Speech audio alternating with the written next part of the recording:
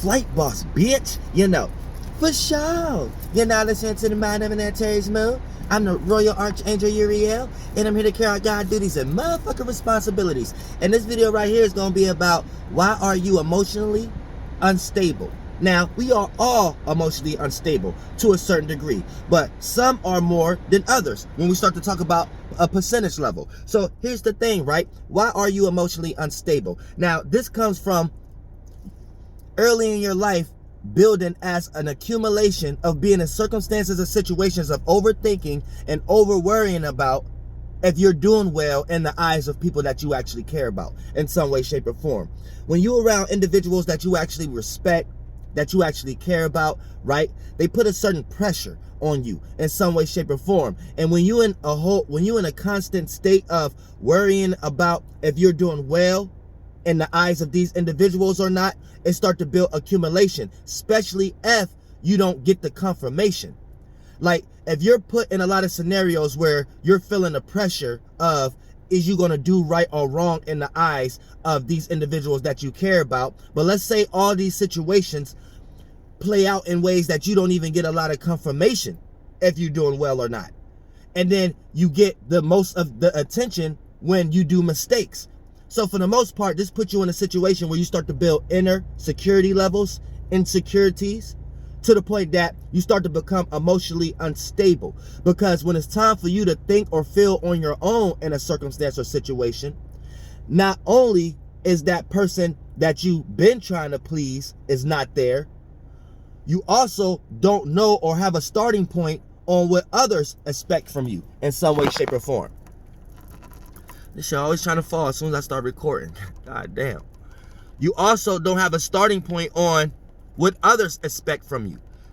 So it puts you into a situation where you start to become emotionally unstable, not knowing what emotion to grab onto in order to feel secure or safe when you're going through experiences. You know what I'm saying? Not knowing what emotion, or not having no example of someone else who have been through a situation that's similar, not having no example right in front of you will put you into an unstable place. But if we're talking about on an emotional level, here's how you become emotionally unstable. So this comes from a building and an accumulation of being in a situation of not having confirmation, is you're doing the right thing or is you doing the wrong thing, from individuals that you actually care about. So here's the thing, you have to shorten your level of care sometimes, right? These individuals that you care about a lot of times really don't, hold on, let me fix this.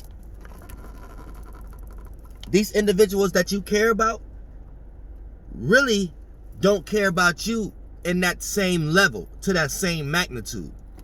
And when I say care, I'm not talking about as far as, you know what I'm saying, relationship wise, and this your partner, they can deeply love you. That ain't what I'm talking about. What I'm actually talking about, let me take this shit off. What I'm talking about is, let's think about it like this. Goals. Everybody don't care about your goals. I don't care how much a motherfucker love you.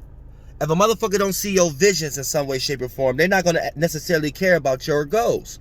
So shit like that, right? So you might be around individuals who love you, but don't let that love hold you back in some way, shape, or form. Because they might see you doing something that they see you doing. And you might not see yourself doing that. So for the most part, slowly but surely, it starts to lead into you becoming mentally or emotionally unstable if you let these events play out. Because if you don't check these circumstances or situations, you will find yourself in a position of always feeling guilty because you know that you are letting somebody down in some way, shape, or form.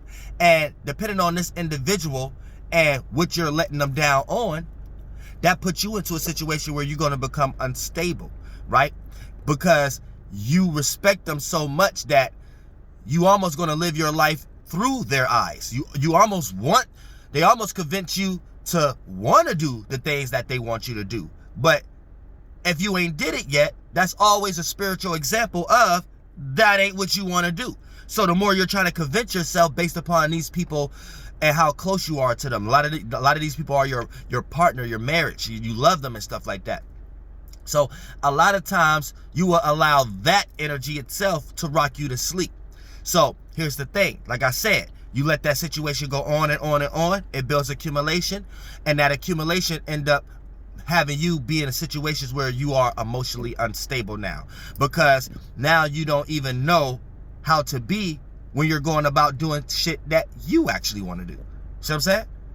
And being in those situations will put you into a feeling of wanting to give up anyway and just do something normal or familiar. And if getting